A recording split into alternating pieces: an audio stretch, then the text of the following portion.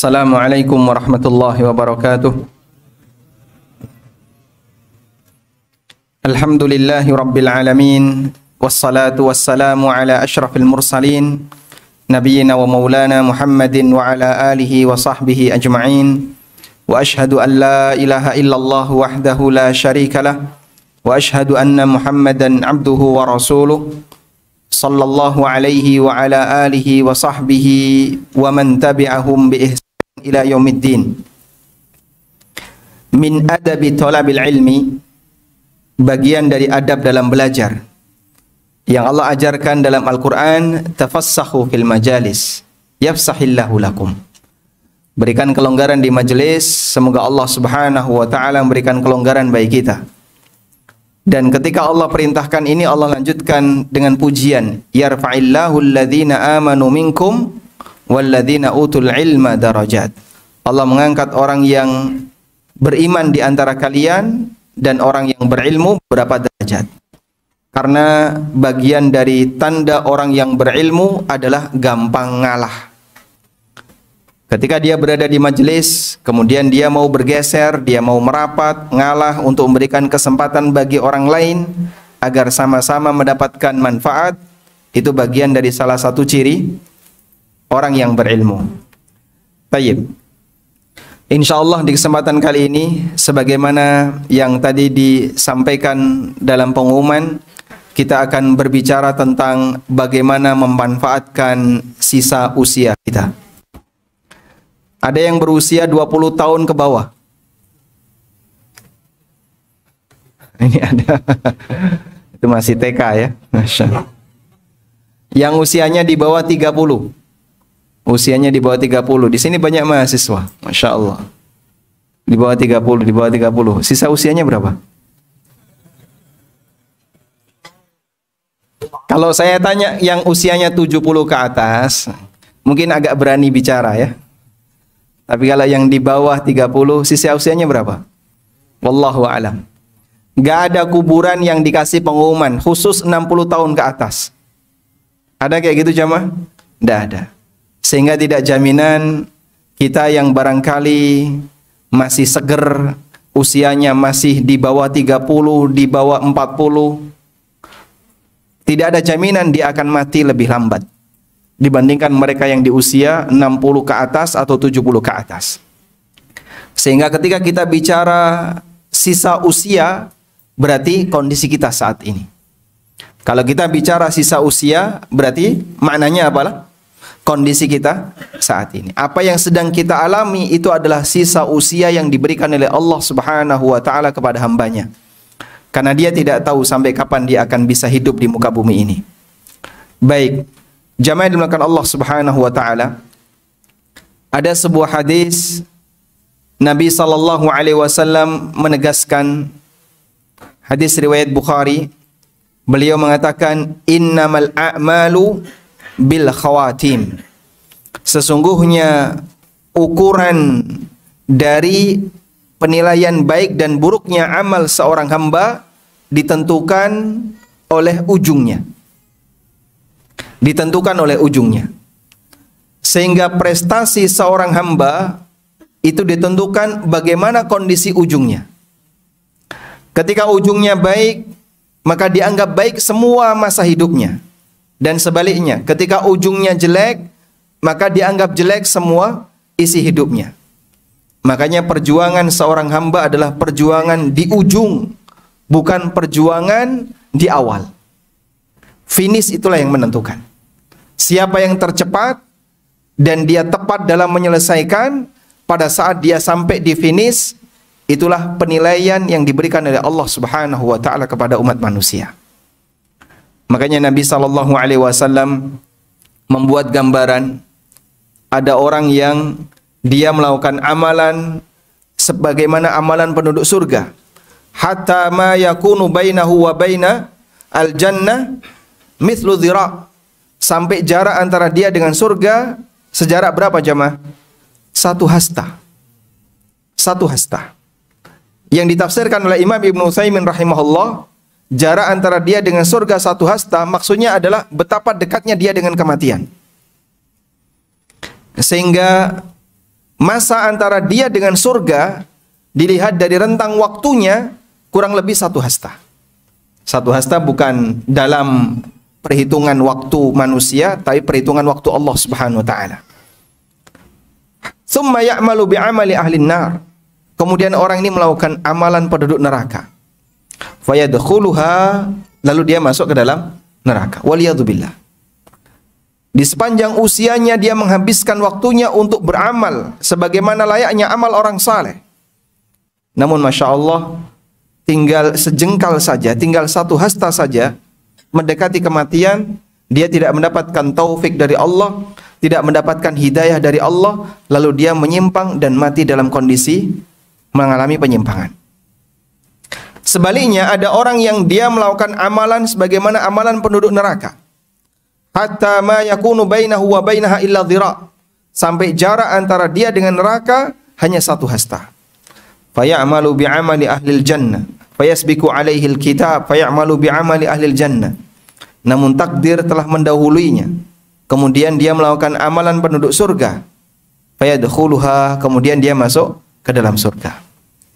Betapa pentingnya seorang hamba mendapatkan bimbingan dari Allah Subhanahu wa taala di akhir hayatnya, sehingga dia bisa mendapatkan kondisi husnul khatimah yang itu merupakan penilaian bagi masing-masing hamba. Ada 2 metode yang berbeda antara dunia dan akhirat. Kalau di dunia, penilaian baik dan buruknya ditentukan di akhir. Kalau di akhirat, penilaian baik dan buruknya ditentukan di awal hisab. Di awal hisab. Karena itulah Allah Subhanahu wa taala ketika menghisab amal seorang hamba, pertama kali yang dihisab apa? Awwalu ma yuhasabu bil 'abdu min amalihi as-shalah. Pertama kali yang dihisab oleh Allah dari amal hamba adalah salat. Sehingga kalau di akhirat, penentu baik buruknya adalah penilaian saat awal pertama kali. Tapi ketika di dunia, penilaian baik dan buruknya ditentukan di ujungnya. Kita sekarang sedang berada di dunia. Isinya amal, nggak ada hisab. Sehingga perjuangan kita adalah bagaimana bisa menjaga amal ini sehingga kita bisa istiqamah sampai akhir hayat. Tayyib. Nah, jamaah yang dimuliakan Allah Subhanahu wa taala, kembali kepada hadis tadi, Nabi SAW menyebutkan ada seorang hamba yang dia melakukan amalan sebagaimana layaknya amalan penduduk surga. Lalu takdir telah mendahuluinya. Kemudian dia melakukan amalan penduduk neraka. Fayadkhuluha, sampai akhirnya masuk neraka. Dan sebaliknya, ada orang yang tukang maksiat, kemudian di akhir hayatnya Allah kasih hidayah, lalu dia melakukan amalan penduduk surga, lalu dia masuk neraka, masuk surga. Kenapa ada orang yang seperti ini kondisinya? Sehingga seolah-olah antara lahiriah dengan kondisi batin orang ini berbeda.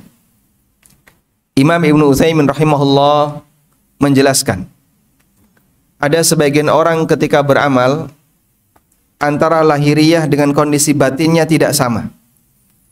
Sehingga pada saat dia beramal saleh, nampak di permukaan dilihat banyak orang seolah-olah dia orang saleh.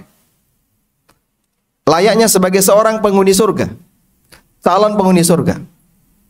Namun Allah Subhanahu wa taala tahu seperti apa hatinya. Bagaimana kondisi ketika dia sendirian tidak dilihat oleh orang lain. Bagaimana kondisi dia ketika dia jauh dari teman-temannya. Rasa malunya berbeda, suasananya berbeda.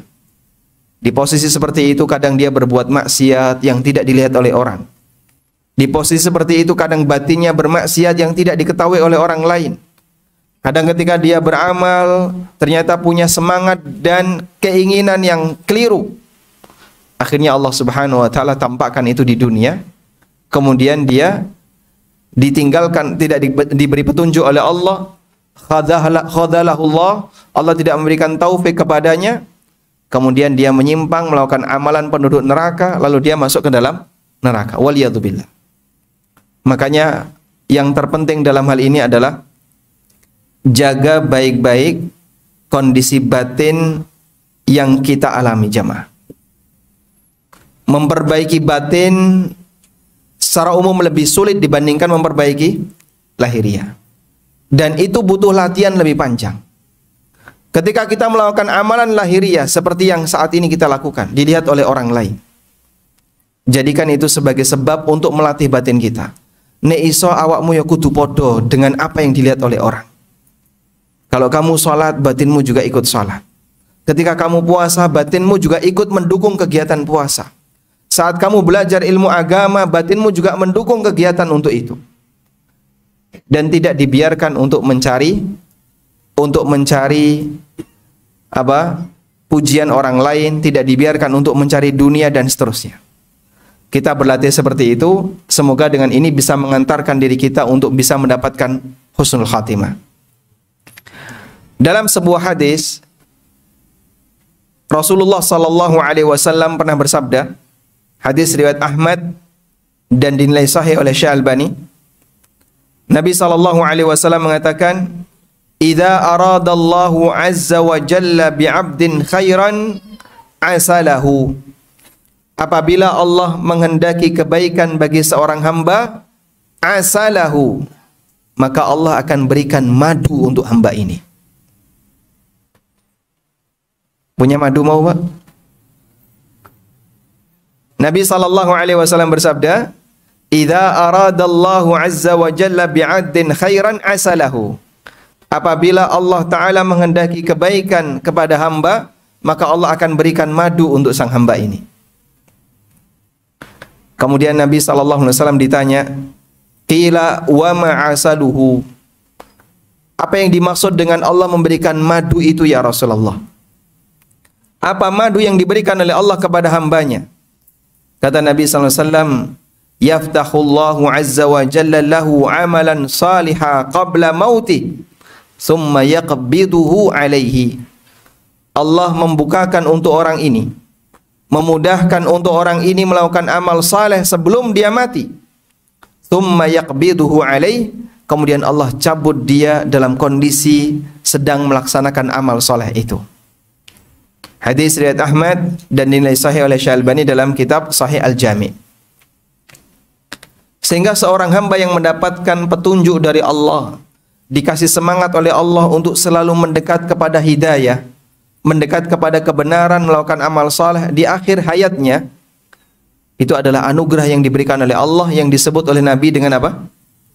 Asalullah, madu yang diberikan oleh Allah untuk sang hamba. Ada salah satu cerita bahwa Syekh Albani rahimahullahu ta'ala kalau mendoakan muridnya, beliau terkadang mengucapkan asalakallah, semoga Allah ngasih madu ke anda. Nanti sampai di rumah sampaikan ke istrinya ya, asalakillah, semoga ibu dikasih madu. Rame nggak kira-kira? Tapi harus dikasih syarah ya. Kalau tanpa dikasih penjelasan bisa sensitif ini. Padahal itu doa yang baik. Karena kalau istrinya nggak gagal paham, dia mungkin nggak mau. Jangan doakan seperti itu, saya nggak mau. Padahal itu termasuk di antara doa yang baik. Rasulullah Sallallahu Alaihi Wasallam menyebutkan, apabila Allah menghendaki kebaikan bagi seorang hamba, maka Allah Subhanahu Wa Taala akan memberikan madu bagi sang hamba. Wa ma'asaluhu, Allah kasih taufik kepadanya. Yaftahullahu lahu amalan salihah. Allah buka untuknya, Allah mudahkan bagi dia untuk melakukan amal saleh qabla mautihi, sebelum kematiannya. Dan kita tidak tahu kapan kita akan mati. Tsumma yaqbiduhu alaih, dan yang terpenting bagian ini, Allah cabut orang ini dalam posisi sedang melakukan amal saleh itu. Masya Allah. Baik. Kemudian juga disebutkan dalam hadis yang lain, hadis dari Anas bin Malik radhiyallahu anhu, juga diriwayatkan oleh Imam Ahmad. Rasulullah sallallahu alaihi wasallam pernah bersabda, "Idza aradallahu bi'abdin khaira ista'malahu." Apabila Allah menghendaki kebaikan bagi hamba, maka Allah akan mempekerjakan hamba itu. Masya Allah ya. Antum kalau kemudian lulus kuliah, terutama yang mahasiswa ya, cita-citanya ingin kerja di mana? Ada sebagian mahasiswa yang mengurutkan prioritas ya. Pertamina. Bawahnya apa? Chevron. Bawahnya apa lagi? Total. Bawahnya apa lagi? Yang dia sebutkan adalah perusahaan-perusahaan bonafit yang kira-kira bisa memberikan gaji gede. Coba kalau misalnya Allah Subhanahu wa ta'ala membuka lapangan kerja bagi para hambanya, dan kita yakin tentu gajinya luar biasa. Dengan perumpamaan seperti ini, kira-kira antum mau daftar nggak? Mau daftar nggak? Kok nggak semangat kayaknya? Mau daftar nggak kira-kira? Mau ya. Nabi SAW membuat perumpamaan seperti itu. Idza aradallahu bi'abdin khairan ista'malahu. Kalau Allah menghendaki kebaikan bagi sang hamba, maka Allah akan mempekerjakan hamba itu. Masya Allah ya. Mempekerjakan hamba. Berarti apa? Allah Subhanahu wa ta'ala angkat dia sebagai orang yang nanti akan bekerja untuk Allah. Mungkin di dunia dakwah, mungkin di dunia, apalagi misalnya dalam dunia pendidikan Islam, dalam kegiatan sosial, yang dengan keberadaan orang ini, Islam itu bisa diterima oleh masyarakat. Dengan keberadaan orang ini, ajaran syariat menjadi dipahami oleh masyarakat. Allah pekerjakan orang ini. Lalu para sahabat bertanya, wa kaifa yasta'miluhu? Terus bagaimana Allah Subhanahu wa ta'ala mempekerjakan hambanya itu ya Rasulullah? Qala, jawab Nabi SAW, yuwaffiquhu li'amalin salih qabla mautihi. Allah kasih taufik kepadanya untuk melakukan amal saleh sebelum dia meninggal dunia. Sehingga ada dua keistimewaan bagi hamba yang dia diberi petunjuk oleh Allah Subhanahu wa ta'ala untuk mendapatkan husnul khatimah. Keutamaan yang pertama apa? Dia diberi madu oleh Allah. Keutamaan yang kedua apa? Dia dipekerjakan oleh Allah Subhanahu wa ta'ala. Makna diberi madu oleh Allah, Allah kasih taufik dia untuk melakukan amal saleh sebelum kematiannya. Lalu Allah cabut dia, Allah cabut nyawanya di tengah dia sedang melakukan amal saleh itu. Makanya disebut dikasih madu, karena ini anugerah yang luar biasa. Yang kedua adalah dipekerjakan oleh Allah. Dikasih taufik oleh Allah untuk melakukan amal soleh sebelum kematiannya. Sehingga ada kesempatan bagi dia untuk bertobat. Atau minimal dengan amal soleh itu mengurangi kadar dosa yang pernah dia lakukan di masa hidup sebelumnya. Meskipun belum tentu nyawanya dicabut dalam kondisi dia sedang melakukan amal soleh itu. Dan ini tingkatan yang kedua. Maka tingkatan yang atas dikasih madu oleh Allah. Dia dikasih taufik untuk beramal. Tiba-tiba saja begitu usianya sudah masuk 60 tahun, kok semakin senang puasa. Lebih senang untuk tahajud, senang untuk menderma, senang untuk mendekat kepada pengajian, senang untuk belajar agama. Padahal dulu dia nggak pernah bersentuhan dengan itu. Ada banyak orang yang mereka hijrah. Dan dia hijrah, dia merasa telat. Pak Ustadz, usia saya sudah 60 tahun, saya baru kenal sunnah. Meskipun kita tidak pernah berkomentar, Bapak kemana saja selama ini? Namun semoga ini salah satu di antara tanda Allah Subhanahu wa ta'ala mau memberikan madu kepada beliau atau mempekerjakan beliau. Ada juga yang di usia sudah 70 tahun, di saat fisiknya sudah mulai lemah, dia ingin memperbanyak puasa. Padahal dulu waktu masih sehat ya. Kadang ketika kita masih sehat, kita mau puasa itu pertimbangannya apa? Saya masih banyak kesibukan, saya masih punya banyak pekerjaan. Akhirnya puasanya ditunda. Dengan alasan takut puasanya ini ganggu kesibukannya. Di saat sudah usia 60-70 ke atas, dia merasa sudah nggak banyak pekerjaan, tapi fisiknya mulai lemah. Tiba-tiba muncul keinginan dia untuk rajin berpuasa. Ini bisa jadi salah satu di antara tanda Allah Azza wa Jalla memberikan madu kepada orang seperti ini. Tayyib. Kemudian Pak Ustadz, lalu apa langkah yang bisa kita lakukan untuk bisa mendapatkan madu itu?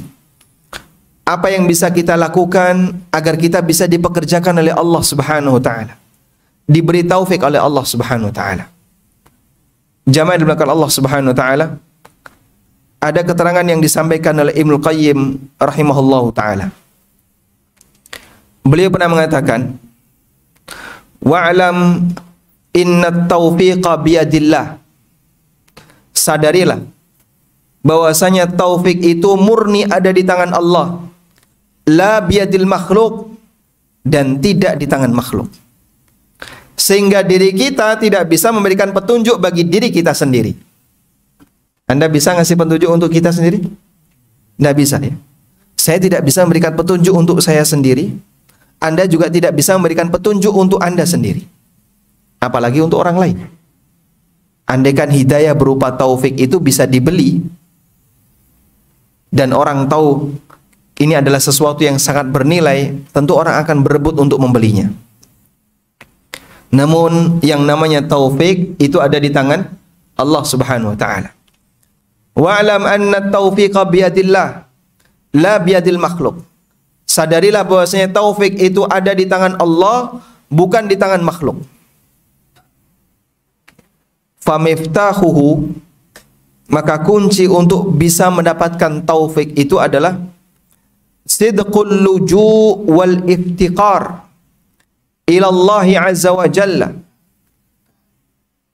Menghadirkan perasaan merasa butuh kepada Allah, betul-betul jujur dalam bersandar kepada Allah, al-iftiqar, merasa butuh kepada Allah Subhanahu wa taala, sehingga dia selalu diiringi harapan untuk bisa mendapatkan bimbingan dari Allah Subhanahu wa taala.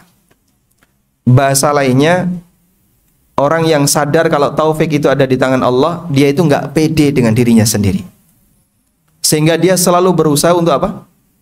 Memohon kepada Allah bimbingan, dia selalu berusaha untuk meminta kepada Allah Subhanahu wa taala taufik dan hidayah.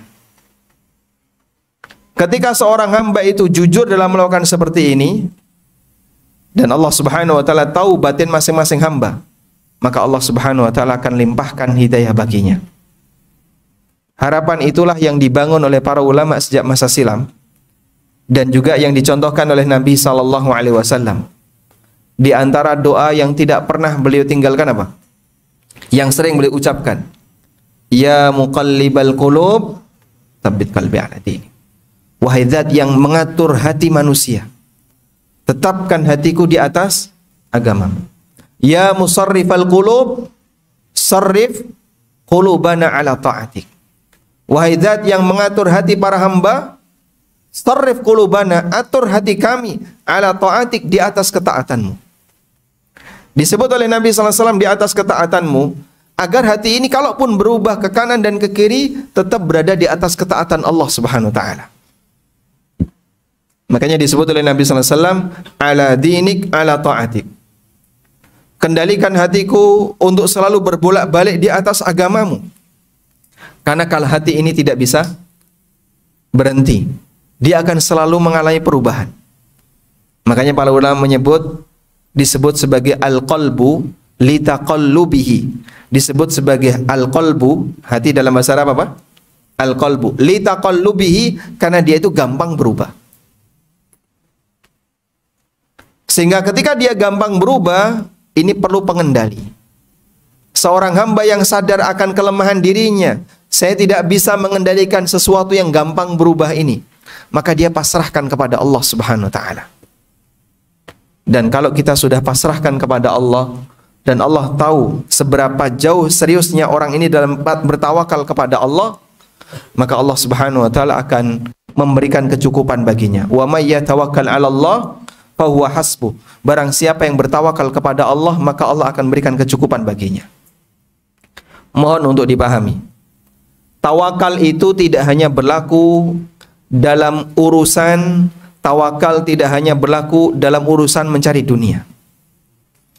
Termasuk di antara bentuk tawakal kepada Allah adalah tawakal ketika kita mencari akhirat. Bahkan seharusnya kita lebih bertawakal ketika mencari akhirat melebihi tawakal ketika kita mencari dunia. Anda mencari dunia dengan mencari akhirat, kira-kira mana Pak yang lebih terukur Pak? Yang lebih terukur yang mana? Dunia ya. Kalau Bapak misalnya mau mencari keuntungan, Saya kulak barang dengan harga sekian. Kemudian nanti akan saya jual dengan harga sekian. Orang bisa mengukur, modal saya sekian, biaya operasional sekian, nanti akan saya jual sekian, kurang lebih saya akan untung sekian. Sehingga ketika manusia bisa mengukur seperti ini, dia bisa melakukan prediksi. Itu pun belum tentu bisa mendapatkan hasil sesuai dengan rencananya. Maka kita diajarkan untuk apa? Tawakal. Baik, sekarang kalau dalam urusan akhirat, bisa nggak manusia membuat matematika sedekah? Bisa nggak? Kalau kamu nanti berinfak sekali akan dilipatkan 10 kali, sampai 700 kali, bahkan sampai berlipat-lipat tak berhingga. Manusia mungkin bisa termotivasi untuk itu, tapi hasil akhir di akhirat seperti apa? Wallahu a'lam. Bahkan lebih tidak jelas. Maka yang bisa kita lakukan adalah perjuangan untuk mendapatkan itu. Dan di saat yang sama kita disyariatkan untuk bertawakal. Karena itulah jamaah dimulakan Allah Subhanahu wa taala, Ibnu Qayyim rahimahullah menyebutkan dalam Madarijus Salikin. Kitab Madarijus Salikin yang saya punya 3 jilid ya. Itu isinya adalah tafsir iyyaka na'budu wa iyyaka nasta'in. Tafsir 1 ayat tapi dibuat panjang lebar dan beliau tulis dalam kitab sebanyak 3 jilid. Ada yang disebut dengan manzilatul ikhbat. Ada yang disebut dengan manzilatul al-ikhbat. Apa itu manzilatul ikhbat? Allah Subhanahu wa taala memuji orang yang melakukan ikhbat. Di surat Hud ayat yang ke-23. Allah taala berfirman, "Innal ladzina amanu wa 'amilus salihati wa akhbatu ila rabbihim ulaika ashabul jannah hum fiha khalidun." Sesungguhnya orang-orang yang beriman dan beramal saleh dan dia ikhbat di hadapan Rabb-nya. Dia wa akhbatu ila rabbihim. Dia ikhbat di hadapan Rabb-nya. Anda yang bawa mushaf mungkin bisa dibuka surat Hud ayat 23. Innal ladzina amanu wa 'amilus salihat, sesungguhnya orang yang beriman dan beramal saleh dan dia melakukan ikhbat di hadapan Rabb-nya. Ulaika ashabul jannah hum fiha khalidun. Mereka adalah penduduk surga dan mereka kekal di dalamnya. Apa yang dimaksud dengan wa akhbatu ila rabbihim? Silakan dibuka mushaf biar kita bisa lebih maksimal dalam melihat ya. Sudah ketemu? Surat Hud ayat 23. Makna ikhbat secara bahasa dari kata al-khabat, artinya adalah tempat yang landai. Sehingga karena dia landai, mudah untuk dialiri dengan air. Mudah untuk dialiri dengan air. Hidayah yang diturunkan oleh Allah kepada sang nabi diibaratkan sebagaimana layaknya air. Sebagaimana disebutkan dalam banyak ayat dan juga dalam hadis Nabi sallallahu alaihi wasallam. Mathalu ma ba'athani Allahu bihi minal ilmi wal huda kamathalil ghaithil katsir asabat ardan. Perumpamaan ilmu dan petunjuk yang aku sampaikan kepada umat manusia itu seperti hujan deras yang turun di muka bumi. Maka yang namanya air dia turun dari mana, Pak? Mengalir dari tempat yang tinggi ke tempat yang rendah. Seorang mukmin yang memiliki semangat ikhbat, dia adalah seorang mukmin yang rendah hati. Rendah hati ketika dia beramal kepada Allah Subhanahu wa taala. Bagaimana bentuk rendah hati ketika beramal kepada Allah? Kata Ibnu Qayyim, manzilatul ikhbat ketika beramal adalah dia selalu iringi amalnya dengan bertawakal kepada Allah. Karena dia yakin dirinya itu lemah, penuh dengan kekurangan. Dia sadar bahwasanya dirinya adalah orang yang banyak memiliki kekurangan. Sehingga ketika beramal, fisiknya nggak sempurna, batinnya juga tidak sempurna, butuh bimbingan kepada Allah Subhanahu wa taala. Di saat itulah dia bertawakal kepada Allah Subhanahu wa taala dalam beramal. Tanamkan manzilatul ikhbat ini jamaah. Sehingga ketika kita sholat, tawakalkan sholat Anda kepada Allah. Begitu kita sholat, kita juga iringi perasaan. Saya mohon kepada Allah, semoga sholatku ini menjadi sholat yang sempurna. Kadang kan kita begini ya, mentang-mentang sudah belajar sunnah, sudah ngerti dalil, baik saya akan beramal sholat sebagaimana dalil ini. Cuman dalam perjalanannya, gangguan setan tidak berhenti. Dan setan tidak akan mendiamkan. Mungkin dia bisa berusaha untuk melakukan sholat sesuai sunnah secara lahiriah, tapi batinnya belum tentu. Dan seorang hamba juga dituntut setelah dia melakukan sebab untuk apa? Bertawakal. Bertawakal kepada Allah. Hal yang sama juga berlaku untuk amal yang lain. Pada saat Anda belajar tentang panduan beramal yang benar yang sesuai sunnah, puasa yang sesuai sunnah, bayar zakat yang sesuai sunnah, ibadah-ibadah yang lain kita pelajari bagaimana aturannya yang sesuai sunnah. Itu adalah bentuk ikhtiar yang kita lakukan untuk mendapatkan pahala yang sempurna di akhirat. Tapi ada satu yang jangan sampai kita lupakan. Apa itu? Tawakal kepada Allah Subhanahu wa taala. Semoga dengan ikhtiar ini ada hasil. Maka jamaah yang dimuliakan Allah, inilah salah satu di antara bentuk kejujuran seorang hamba dalam bersandar kepada Allah, dalam merasa butuh, iftikar, merasa miskin di hadapan Allah. Dia selalu butuh hidayah dari Allah Subhanahu wa taala. Bertawakal kepada Allah ketika mencari akhirat. Mungkin jarang di antara kita yang punya bayangan kayak gitu ya. Karena bagi kita rata-rata tawakal itu arahnya hanya ketika mencari dunia. Padahal sebenarnya dalam mencari akhirat, seorang hamba lebih butuh untuk bertawakal. Sebab dia nggak bisa ngukur akhirat itu kayak gimana. Dia nggak bisa, saya sudah sholat duhur pahalanya sekian. Katanya bisa menghapus dosa sampai asar. Jadi kalau saya maksiat sampai asar, dengan sholat duhur, hapus. Itu kan perhitungan kamu.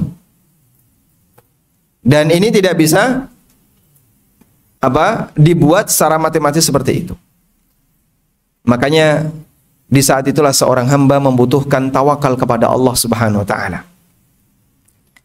Nah, di antara bukti tawakal kepada Allah Subhanahu wa taala adalah praktek orang soleh di masa silam. Ketika mereka beribadah kepada Allah Subhanahu wa taala, mereka selalu iringi bertawakal kepada Allah. Seperti keseharian Nabi sallallahu alaihi wasallam, beliau memohon kepada Allah agar hatinya dikendalikan di atas Islam, hatinya dikendalikan di atas ketaatan. Itu salah satu di antara bukti tawakal beliau kepada Allah Subhanahu wa taala. Demikian pula yang dilakukan oleh Imam Ahmad bin Hanbal rahimahullah. Imam Ahmad bin Hanbal rahimahullah, beliau sering sekali berdoa kepada Allah Subhanahu wa taala agar diwafatkan di atas Islam dan di atas sunnah. Sehingga akhir hayatnya itu diserahkan kepada Allah.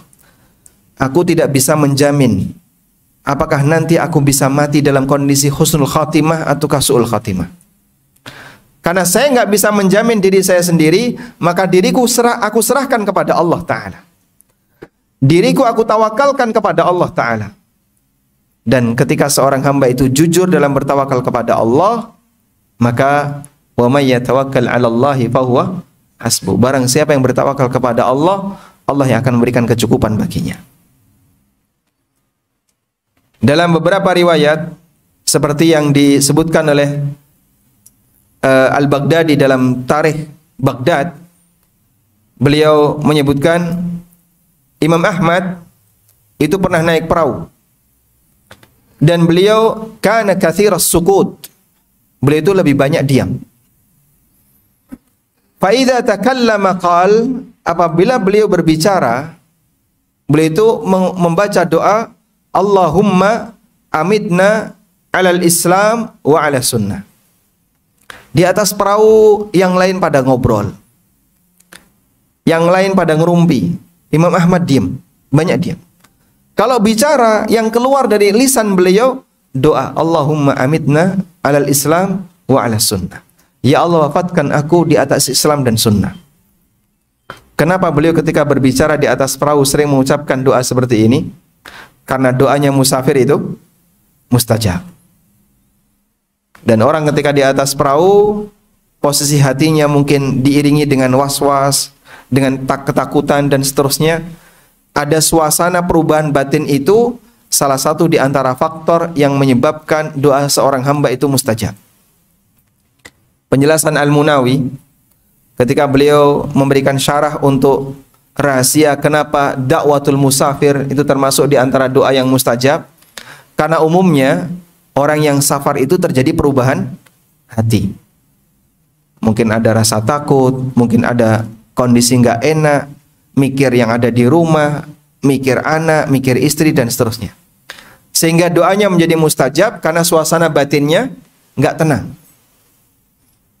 Karena ketika suasana batin itu nggak tenang, tawakal seorang hamba naik. Hal yang sama juga perlu kita lakukan pada saat kita memikirkan akhir hayat. Suasana batin kita menjadi nggak tenang. Jangan-jangan nanti saya tidak bisa mendapatkan husnul khatimah. Ketakutan-ketakutan itulah yang bisa memberikan kita semangat untuk semakin bertawakal kepada Allah Subhanahu wa taala. Juga disampaikan dalam riwayat yang lain dari Ibnu Aun rahimahullah, beliau seorang ulama tabi'in. Beliau pernah mengatakan, "Man mata 'alal islami wa 'ala sunnah, mata 'alal khairi kulli." Barang siapa yang mati dalam kondisi di atas Islam dan sunnah, maka berarti dia mati dalam keadaan membawa seluruh kebaikan. Maka berarti dia meninggal dalam kondisi membawa semua bentuk kebaikan. Karena Allah Subhanahu wa taala akhiri hayatnya dalam keadaan dia sebagai seorang muslim ahlu sunnah. Juga dikatakan oleh Fudail bin Iyad rahimahullah, seorang ulama tabi'in. Fudail ini bergelar Abidul Haramain. Beliau meninggal di kota Mekah dan kuburannya ada di Ma'la. Meskipun tidak ada tandanya ya, kuburan Fudail itu yang mana, tapi di Ma'la ada kuburan Fudail Ibnu Iyad. Fudail bin Iyad rahimahullah juga pernah memberikan nasihat yang sama. Man mata 'alal islami wa 'ala sunnah. Barang siapa yang meninggal dalam posisi sebagai seorang muslim ahlu sunnah, mata 'ala kulli khairin, maka dia meninggal dalam keadaan mendapatkan semua kebaikan. Karena Allah Subhanahu wa taala memberikan apa tadi? Madu baginya, Allah mempekerjakannya, dikasih taufik sehingga dia meninggal sebagai muslim ahlu sunnah. Taib jamaah. Tinggal selanjutnya adalah ketika kita sudah paham teori ini ya, penjelasan dari Ibnu Qayyim yang luar biasa tentang masalah manzilatul ikhbat. Selanjutnya adalah kita mengatur batin, latihan untuk itu. Latihan untuk selalu mengendalikan hati agar bertawakal kepada Allah di saat kita sedang beramal, di saat kita mau melakukan kegiatan ibadah.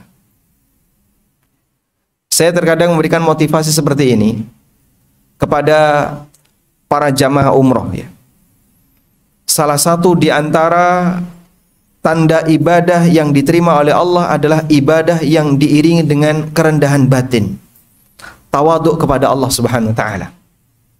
Kemudian saya sampaikan prinsip ikhbat yang diajarkan oleh Ibnu Qayyim. Ketika seorang hamba itu melakukan ikhbat, dia beramal diiringi dengan semangat apa? Tawakal kepada Allah agar dia berhasil dalam melaksanakan amal. Sehingga apa yang bisa dibanggakan dari amal kita? Kalaupun Anda sudah berhasil umroh, itu murni karena anugerah dari Allah, pemberian dari Allah. Ngapain perlu dibanggakan? Maka nggak perlu banyak foto untuk dipamerin ke grup teman-temannya. Nggak perlu banyak kemudian apa? Selfie untuk diupload di media sosial. Itu bisa merusak prinsip ikhbat tadi. Karena ikhbat itu bertentangan dengan ujub. Ikhbat bertentangan dengan riya. Ikhbat bertentangan dengan sum'ah. Orang yang ikhbat selalu rendah hati di hadapan Allah. Dia ketika beramal bertawakal kepada Allah, sehingga dia merasa apa yang bisa aku banggakan. Hal yang sama juga berlaku bagi amal yang lain. Ketika Anda tahajud, berhasil melaksanakan 11 rakaat di luar bulan Ramadan. Jarang ya. Kalau di bulan Ramadan, alhamdulillah mungkin kita dalam waktu sebulan setiap malam bisa 11 rakaat atau bahkan lebih. Begitu di luar bulan Ramadan tinggal 1 rakaat. Witire tok. Yang lain tidak kita laksanakan karena bangunnya sudah telat. Baik, kalau kita mengalami situasi seperti ini jamaah, ada orang yang dia berhasil melakukan amal banyak. Kadang kan di pagi harinya dia merasa bangga ya. Saya tadi sudah berhasil tahajud dan pagi ini saya berpuasa. Kemudian dia disindir sama temannya, sakit hati dia. Ada temannya yang memberikan sikap kepadanya dengan sikap yang gak sopan, dia sakit hati. Dalam batinnya dia bergumam, orang ini tidak tahu kalau malam tadi saya tahajud. Lah memang kenapa? Apakah kemudian ketika kamu beramal kamu harus mendapatkan penghargaan? Apakah kalau kamu melakukan amal soleh kamu harus mendapatkan penghargaan? Dia itu tidak tahu kalau saya itu sebenarnya sudah wakaf masjid ini setengah dari modal masjid ini yang dipakai untuk bangun. Terus Bapak kalau misalnya seperti itu, apakah Bapak harus mendapatkan penghargaan? Nah, kadang ada orang yang demikian kondisinya. Dia merasa dengan amal soleh yang dia lakukan, berharap memiliki bagian keuntungan yang kembali kepada dirinya. Dan itulah penyakit ujub. Sehingga orang yang ujub, dia itu berharap dirinya harus punya nasib, harus punya jatah dari amal yang dia kerjakan. Dan penyakit ujub ini bertentangan dengan prinsip ikhbat. Orang yang ikhbat nggak mungkin ujub, karena dia sadar apa yang dia lakukan itu murni anugerah dari Allah, pemberian dari Allah, bukan atas dasar perjuangan dirinya, kemampuan dirinya, dan seterusnya. Walhamdulillahirabbil alamin. Baik. Sebenarnya materinya sudah habis jamaah. Karena nasihat yang seperti ini lebih bersifat motivasi ya. Kita tidak berbicara tentang hukum dan kita perlu menyadari mengendalikan batin itu lebih susah dibandingkan mengendalikan fisik. Hati manusia ada di tangan Ar-Rahman, baina asabi'ir Rahman, di antara dua jari Allah Ta'ala. Yuqallibu kaifa yasha. Maka sekali lagi mari kita perbanyak untuk sidqul luju wal iftiqar ilallah, jujur dalam bersandar kepada Allah, merasa butuh bimbingan dari Allah, karena itu kata kunci agar seorang hamba bisa mendapatkan taufik dari Allah Subhanahu wa taala. Wallahu taala alam. Demikian yang bisa kita sampaikan sebagai mukaddimah. Dan ini sudah masuk waktu Isya jam 7:09. Semoga bermanfaat. Wassallallahu ala nabiyyina Muhammadin wa ala alihi wa sahbihi wasallam. Kita akan dengarkan adzan Isya terlebih dahulu. Kemudian nanti kita lanjutkan dengan sesi tanya jawab apabila ada jamaah yang ingin menyampaikan sesuatu.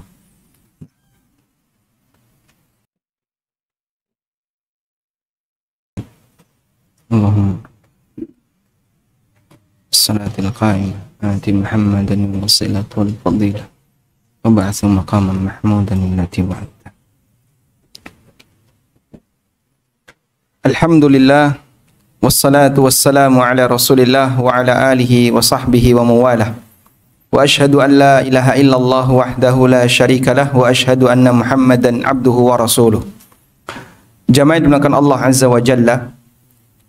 Saya bacakan terlebih dahulu sebuah pesan yang disampaikan oleh Abdullah Ibnul Mu'taz rahimahullahu ta'ala terkait bagaimana pengaruh besar tawadhu dalam beribadah kepada Allah, termasuk juga tawadhu dalam belajar. Beliau rahimahullah pernah mengatakan, al-mutawadhi'u fi tulabil ilmi, orang yang tawadhu ketika belajar ilmu agama, aktsaruhum ilman, adalah orang yang bisa meraup ilmu paling banyak. Kama annal makanal munkhafid, sebagaimana tempat yang landai, aktsarul buqa'i ma'an, adalah tempat yang paling banyak dialiri dengan air. Hidayah adalah ilmu. Allah Subhanahu wa ta'ala berikan kepada hambanya sesuai dengan apa yang dia kehendaki. Dan seorang hamba semakin tawaduk di hadapan Allah, tawaduk dalam belajar, tawaduk dalam melakukan ketaatan kepada Allah, maka aliran ilmu yang akan datang kepadanya, aliran hidayah yang akan datang kepadanya berpeluang lebih besar. Sebaliknya ketika seorang hamba itu hatinya agak tinggi, dia memiliki perasaan sombong, ujub terhadap dirinya, bisa jadi ini menjadi sebab lemah dalam mendapatkan ilmu, disebabkan karena dia di posisi ujub. Dan kembali kepada tadi tentang manzilatul ikhbat, Ibnu Qayyim mengatakan, wa min manazili iyyaka na'budu wa iyyaka nasta'in manzilatul ikhbat. Salah satu di antara kedudukan iyyaka na'budu wa iyyaka nasta'in adalah kedudukan al-ikhbat. Karena kitab Madarijus Salikin itu menjelaskan tentang manazil iyyaka na'budu wa iyyaka nasta'in. Kedudukan-kedudukan iyyaka na'budu wa iyyaka nasta'in. Sejauh mana orang itu sempurna dalam beribadah dan sempurna dalam memohon pertolongan kepada Allah Ta'ala. Lalu beliau menyebutkan ada sekian banyak manazil-manazil, posisi-posisi dalam mewujudkan iyyaka na'budu wa iyyaka nasta'in, yang itu merupakan sentral dari surat Al-Fatihah. Ummul kitab itu apa? Al-Fatihah. Induknya Alkitab adalah Al-Fatihah. Dan makna Al-Fatihah terangkum dalam ayat iyyaka na'budu wa iyyaka nasta'in. Maka beliau jelaskan itu, dan Allah Subhanahu wa ta'ala detailkan dalam beberapa ayat di dalam Al-Quran tentang kedudukan-kedudukan penyempurna ibadah dan isti'anah seorang hamba. Salah satunya adalah manzilatul ikhbat. Lalu beliau sebutkan beberapa ayat yang memuji orang yang memiliki sifat al-ikhbat. Seperti firman Allah Ta'ala, wa basyiril mukhbitin. Berikanlah kabar gembira bagi orang-orang yang melakukan ikhbat. Allah juga berfirman, innal ladzina amanu wa amilus salihati wa akhbatu ila rabbihim ulaika ashabul jannah hum fiha khalidun.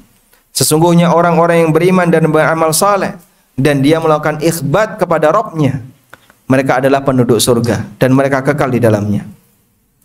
Lalu Ibnu Qayyim menjelaskan makna al-khabat. Al-ikhbat berasal dari kata al-khabat.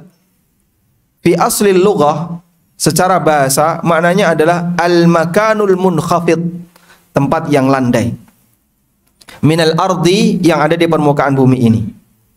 Wa bihi fassara Ibnu Abbas radhiyallahu anhuma wa Qatadah.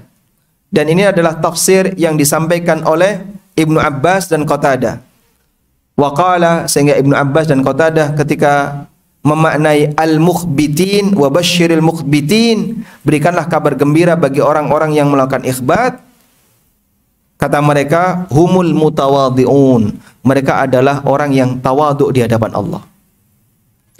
Beribadah diiringi dengan bentuk tawaduk, berislam dengan penuh tawaduk, mengikuti sunnah dengan penuh tawaduk, belajar agama dengan penuh tawaduk, sehingga ketika dia tawaduk punya peluang besar untuk dialiri hidayah bertambah kepadanya. Sebaliknya bisa jadi ada orang yang mengikuti sunnah tapi hatinya semakin sombong. Dia bergabung dengan komunitas-komunitas kaum muslimin ahlussunnah, ngaji di kanan dan ke kiri, di sana ada kajian selalu dikejar, tapi bisa jadi ada perasaan sombong dalam hatinya. Merasa lebih hebat dibandingkan yang lain, saya lebih berhak dapat surga dibandingkan kamu. Sangat mungkin itu terjadi. Dan ini bukanlah sikap yang tepat.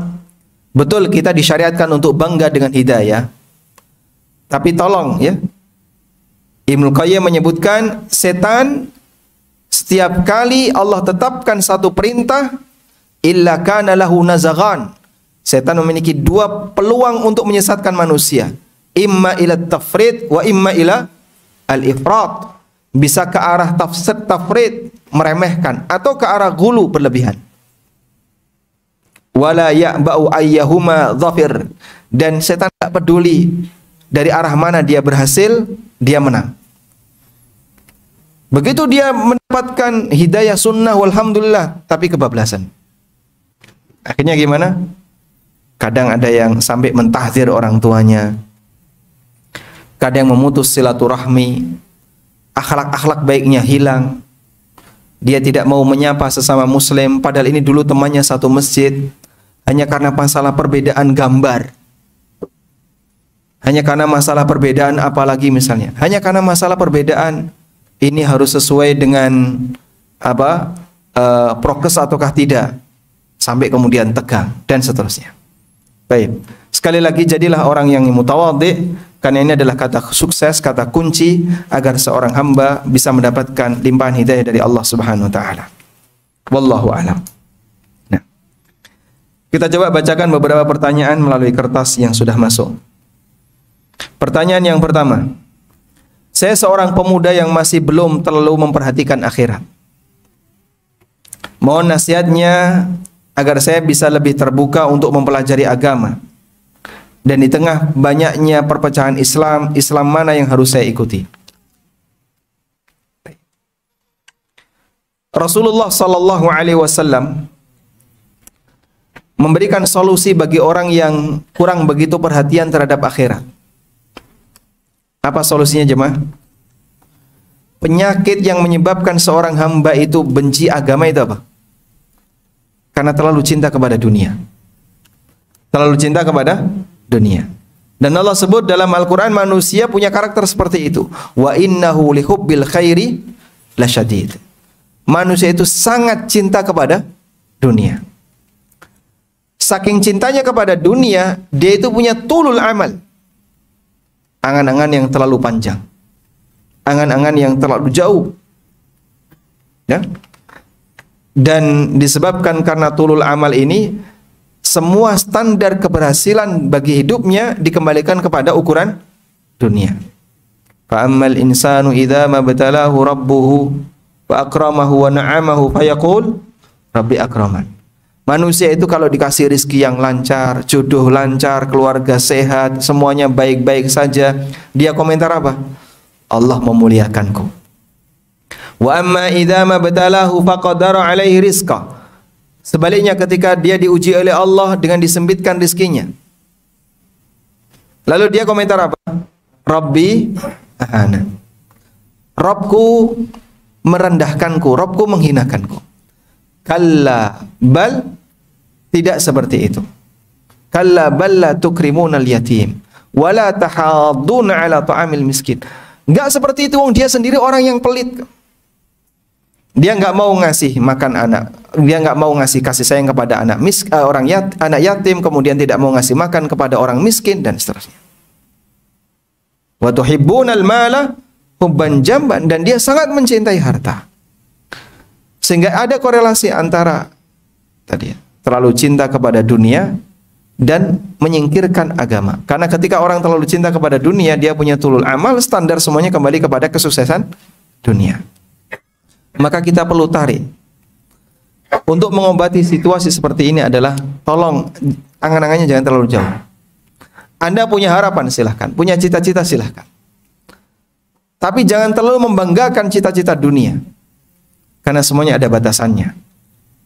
Dan sadari bahwasanya hidup tidak sekali, akan ada kehidupan yang kedua. Yang kehidupan kedua ini isinya hisab, tidak ada amal. Dan seorang hamba ketika berada dalam kondisi nikmat, maka dia mendapatkan kenikmatan yang abadi, yang tidak bisa dibandingkan dengan dunia seisinya. Silakan Anda mendekat kepada para asatidzah yang mereka punya perhatian terhadap masalah ilmu, sehingga barangkali Anda bisa terpengaruh dari rutinitas beliau dalam memberikan kajian, mudarosah beliau dalam belajar, dan itu membuat Anda tertarik untuk belajar. Kadang melihat orang senang belajar, kita jadi ikut rajin belajar. Wallahu a'lam.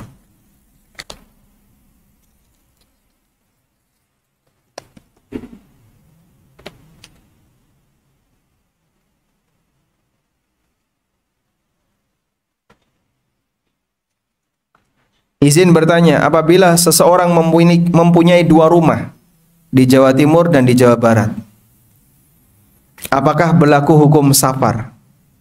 Ada isinya nggak ini? Di Jawa Timur ada isinya, di Jawa Barat juga ada isinya. Berapa lama boleh menjamak dan mengqashar salat ketika safar? Baik. Status seorang hamba terkait masalah mobilitasnya itu ada tiga. Ada mukim, ada musafir, saya urutkan ya. Ada mustautin, ada mukim, ada musafir. Mustautin, mukim, musafir. Apa itu mustautin? Mustautin itu orang yang tinggal menetap dan dia jadi penduduk di situ, sehingga dia nggak bakalan pindah-pindah kecuali kalau ada kondisi tertentu.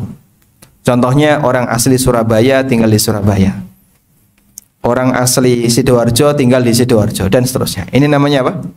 Mustautin. Baik. Yang kedua, mukim. Mukim adalah orang yang menetap di satu daerah tertentu, tapi ada peluang dia akan pindah. Contohnya mahasiswa yang dia tinggal di Surabaya, aslinya dari luar Surabaya, tapi dia tinggal di sini selama masa belajar. Kita tidak hukumi mereka sebagai mustautin, karena dia pasti punya rencana untuk keluar dari Surabaya kalau sudah lulus kuliah. Dia punya rencana untuk kerja atau cari rumah di tempat yang lain atau pulang kampung, sehingga dia bukan mustautin, tapi kita hukumi sebagai mukim. Yang ketiga, musafir. Kalau musafir jelas ya, mereka yang melakukan safar baik singgah maupun di perjalanan. Kemudian kalau orang memiliki rumah, apakah dia bisa disebut mukim di rumah itu? Jawabannya, status mukim seorang hamba memang bisa jadi ada di dua tempat. Contohnya Pak, orang yang kerja offshore itu ya, kalau dia lagi dia tinggal di job site selama ada yang sebulan, ada yang 2 pekan. Biasanya kan 2 pekan on, 2 pekan off gitu ya, atau sebulan on, sebulan off. Selama dia 2 pekan di tempat itu, statusnya sebagai mukim. Nanti ketika dia pulang, mukim juga. Di perjalanan ini status dia musafir, sehingga dia mukim di 2 tempat. Mahasiswa yang dia belum pindah alamat, sehingga masih ikut orang tua. Pada saat dia berada di Surabaya, dia mukim. Ketika dia pulang kampung, mudik, mukim juga. Dia mukim di 2 tempat. Sudah? Nah, kalau Anda yang punya 2 rumah tadi, Anda lebih banyak di mana? Oh Pak, gantian Pak. Di sana jatah 2 pekan, di sini juga jatah 2 pekan. Misalnya ya. Berarti Anda mungkin di dua tempat. Tapi kalau Anda lebih banyak di Surabaya, di Jawa Timur, sementara rumah Anda yang ada di Jawa Barat hanya dimiliki tapi tidak ditinggali.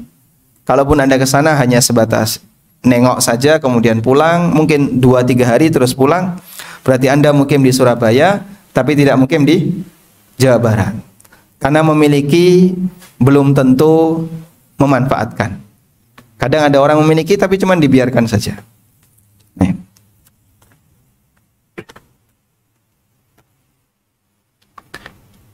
Semoga Allah memberkahi kita semua, amin.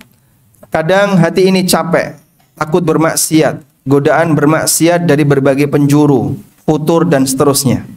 Sehingga di tengah kekhawatiran itu berdoa agar dimatikan saat itu, di saat masih mampu untuk beribadah ketika itu. Sedangkan Anda pernah dengar dalam hadis Nabi, kita dilarang untuk berdoa meminta kematian. Betul sekali ada sebuah hadis di mana Nabi sallallahu alaihi wasallam melarang kita untuk meminta kematian. Nabi sallallahu alaihi wasallam bersabda, "La yatamanna ahadukum al-maut." Janganlah kalian berangan-angan untuk cepat mati. Kalaupun dia orang yang baik, maka ketika Allah kasih dia usia yang panjang, berarti dia bisa menambah kebaikannya. Dan kalaupun dia orang yang kurang baik, ketika Allah kasih usia lebih panjang, ada kesempatan bagi dia untuk memperbaiki dirinya. Namun kalau misalnya orang itu sangat khawatir, fa in kana wala budda, kalau harus meminta kematian, maka maka Nabi SAW arahkan apa? Digantungkan kepada ilmu Allah. Allahumma ahyini ma kanatil hayatu khairan li. Ya Allah, hidupkanlah aku, panjangkan usiaku kalau usia yang panjang itu lebih baik untukku. Wa tawaffani ma kanatil wafatu khairan li. Dan wafatkanlah aku kalau ternyata kematian itu lebih baik bagiku. Sehingga kita gantungkan kepada apa jemaah? Kepada ilmu Allah Subhanahu wa taala, karena kita tidak tahu mana yang terbaik. Apakah berdosa istri yang berani menentang suami yang setiap hari suka marah-marah dengan kata-kata menyakitkan, walaupun kadang suami benar tapi kasar? Sebuah kebenaran jadi terlihat kurang indah ketika disampaikan dengan cara yang kasar. Makanya Nabi SAW menyampaikan, maka narifku fi syai'in illa zana.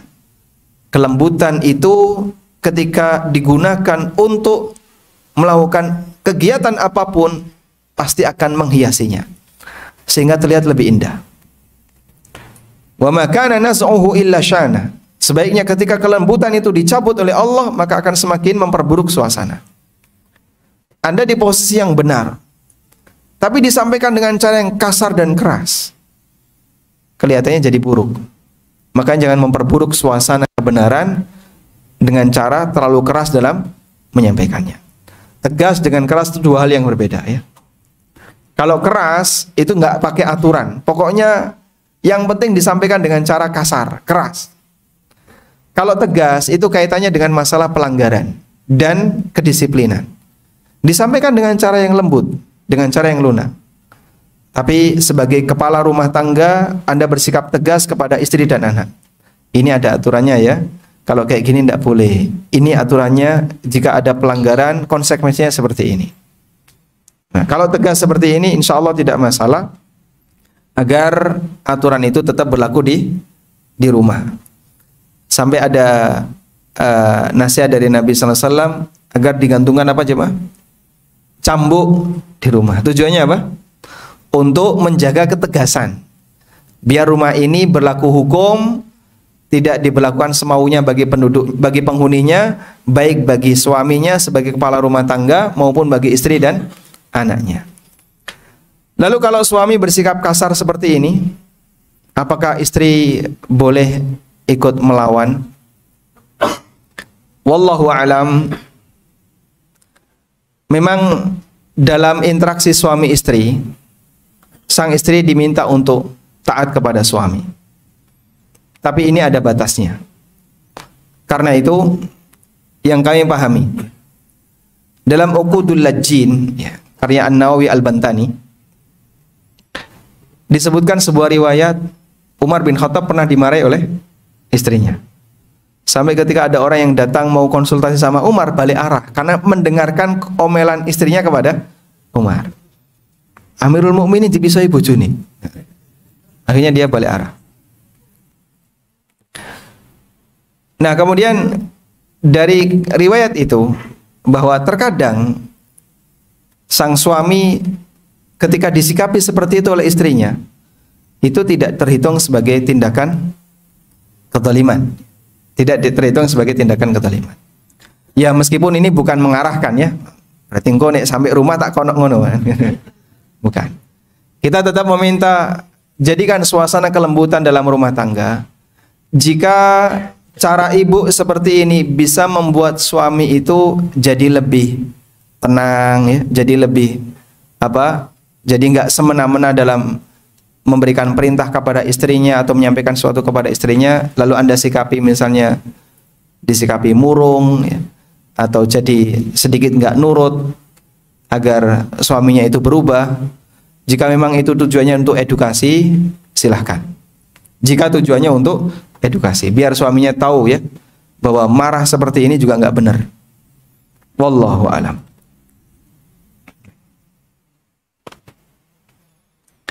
Assalamualaikum, waalaikumsalam. Apakah dikarenakan niat yang salah jika kita lebih semangat beramal jika melihat orang lain beramal dan kurang semangat ketika melihat orang lain jika orang lain tidak semangat?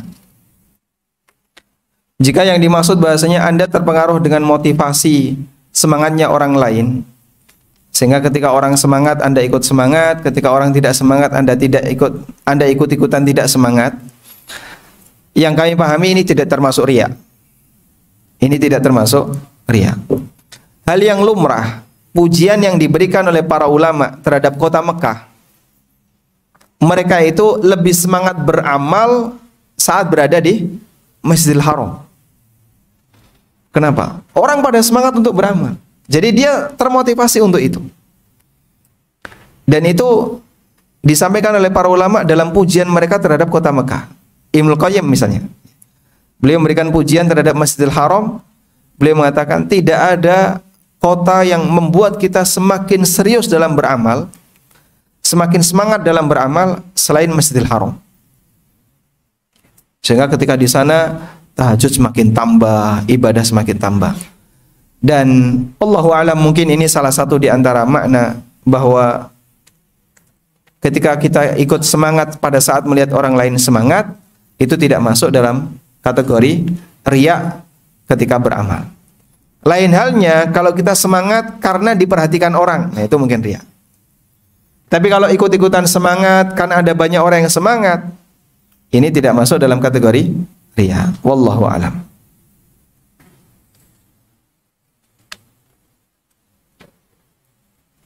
Assalamualaikum, waalaikumsalam. Saya sudah bercerai dengan istri karena saya memilih Islam. Namun anak ikut mantan istri. Apakah masih boleh menafkahi anak?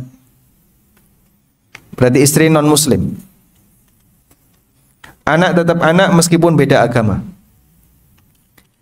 Dan tanggung jawab orang tua adalah memberikan nafkah kepada anak karena status dia sebagai anaknya. Wal waladu minhu wal waladu min kasbihi, dan anak itu bagian dari usaha orang tua. Sehingga kewajiban ini wallahu alam yang saya pahami tidak hilang. Bedakan antara bertahan pada agama asal dengan orang yang murtad. Kalau orang yang murtad dalam Islam itu dianggap sudah tidak ada. Dianggap tidak ada. Karena hukuman bagi orang yang murtad itu apa? Hukumannya apa? Dibunuh. Sehingga karena kita tidak mungkin bisa menerapkan hukum itu, maka kalaupun dia masih hidup dianggap tidak ada. Sehingga kalau anak murtad maka dianggap tidak ada. Tapi kalau dia dari agama asal, lalu Anda yang masuk Islam sementara keluarga Anda masih di agama asal, ini bukan terhitung orang yang murtad. Dan anak tetap anak. Wallahu alam. Apakah dibenarkan ketika kita membaca iyyaka na'budu wa iyyaka nasta'in, kita dianjurkan untuk berhenti agar banyak berdoa di situ? Kami tidak punya dalil tentang ini, sehingga tidak dianjurkan untuk berhenti. Maka tetap dibaca sebagaimana normalnya. Dan dalam tafsir yang disampaikan oleh para ulama, iyyaka na'budu wa iyyaka nasta'in adalah inti dari Al-Fatihah untuk memberikan motivasi bagi kita bahwa tujuan Allah ciptakan kita adalah beribadah, dan kita tidak mungkin bisa mewujudkannya kecuali dengan pertolongan dari Allah Subhanahu wa taala. Wallahu taala alam, wa sallallahu ala nabiyyina Muhammadin wa ala alihi wa sahbihi wa sallam. Wa akhiru da'wana alhamdulillahi rabbil alamin. Subhanakallahumma wa bihamdika asyhadu an la ilaha illa anta astaghfiruka wa atubu ilaik. Wassalamu alaikum warahmatullahi wabarakatuh.